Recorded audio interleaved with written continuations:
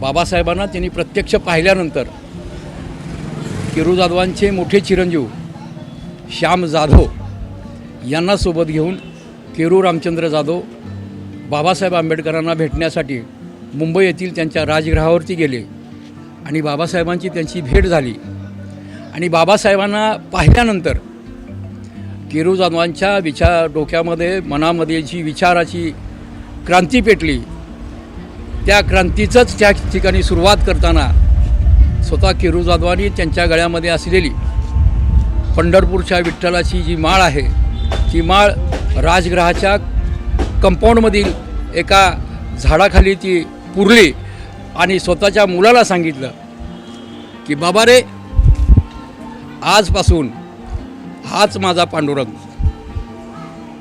ही जी क्रांतिकारी वाक्याची सुरुवात केरू जाधवांनी राजगृहाच्या त्या एका झाडाखाली आपल्या गळ्यातली माळ, पांडुरंगाची माळ पुरून केली, ती बोलल्याप्रमाणे अतिशय चांगल्या पद्धतीने वाटचाल केरू जाधवांनी या संपूर्ण महाराष्ट्रामध्ये केली आणि त्यामध्ये सोलापूर शहरात देखील केली।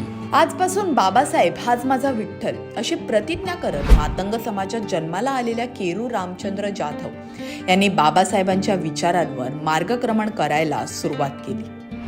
डॉक्टर बाबासाहेब आंबेडकरांच्या 1937 मधील सोलापूर दौऱ्यात समस्त मातंग समाजाला एकत्र करत त्यांनी बाबासाहेबांचा भव्य सत्कार केला होता। या कार्यक्रमात बाबासाहेबांनी दिलेला मार्गच मातंग समाजाच्या उद्धाराचा मार्ग असून मातंग समाज खंबीरपणे त्यांच्या पाठीशी असल्याचा विश्वास बाबासाहेबांना दिला होता। केरू रामचंद्र जाधव यांनी संपूर्ण आयुष्य प्रामाणिकपणाने आंबेडकर चळवळीला दिलं।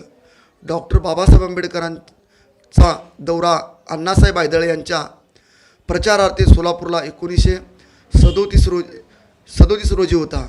त्यावेळेस डॉक्टर बाबासाहेब आंबेडकरांना समस्त सोलापूर शहरातील मातंग पंच एकत्र जमा करून त्यांनी रेल्वे स्टेशनवर डॉक्टर बाबासाहेब आंबेडकरांचा भव्य असा सत्कार केला आणि सांगितलं की मातंग समाजाच्या वतीने डॉक्टर बाबासाहेब आंबेडकरांना या ठिकाणी हार घालून सन्मानित करण्यात येत आहे।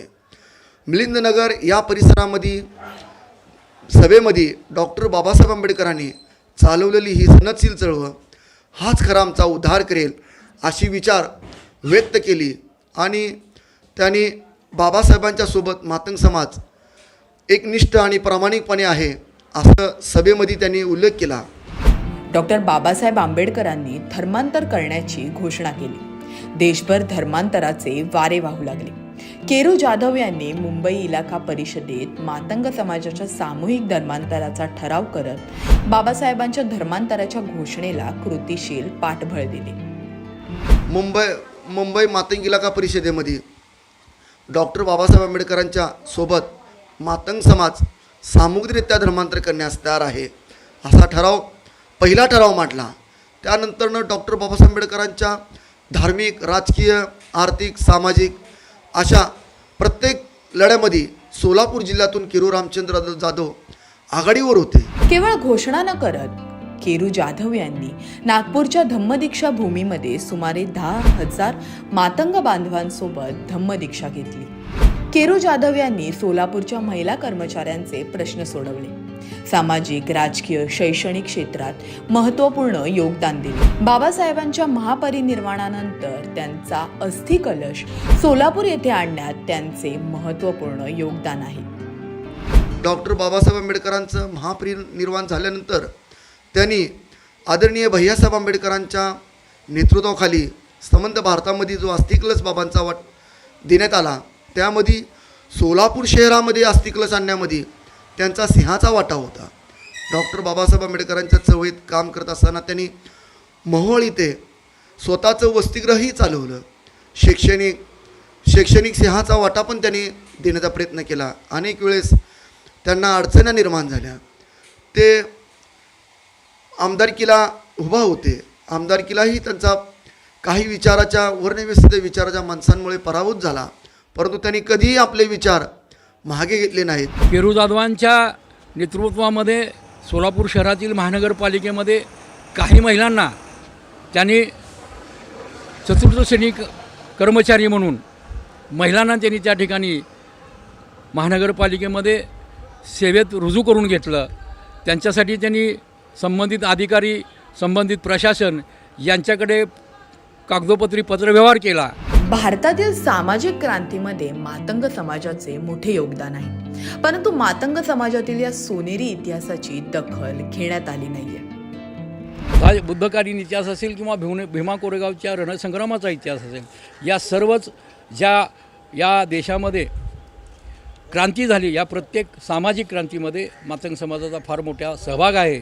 परंतु हा सहभागाचा जर शेवट कुठं होत असेल किंवा ह्या सहभागाची सुरुवात जर म्हणण्यापेक्षा ह्या सहभागाची प्रेरणा जर कुठून घेता येत असेल तर मग नामांतरवादी पोशीराम कांबळे असतील, त्या अगोदरचे भीमराव केरू जाधव असतील, केरू रामचंद्र जाधव असतील, किंवा बाबासाहेबांसोबत काम केलेले भाऊसाहेब खुडे असतील, बिराडे असतील नागपूरचे, किंवा सीताराम लांडगे असतील पुण्याचे, आर.जी. खंडागळे असतील, बी.वाय. सरवदे असतील, असे अनेक मान्यवर आहेत की ज्या मान्यवराची इतिहासाने आज देखील दखल घेतलेली नाही आहे. महाराष्ट्रातील मातंग समाजातील अनेक कार्यकर्त्यांनी बाबासाहेब आंबेडकर यांच्यासोबत सक्रियपणे काम केले. मातंग समाजाची आंबेडकरी विचारांसोबत असलेली नाळ तोडण्याचा प्रयत्न सातत्याने होतोय.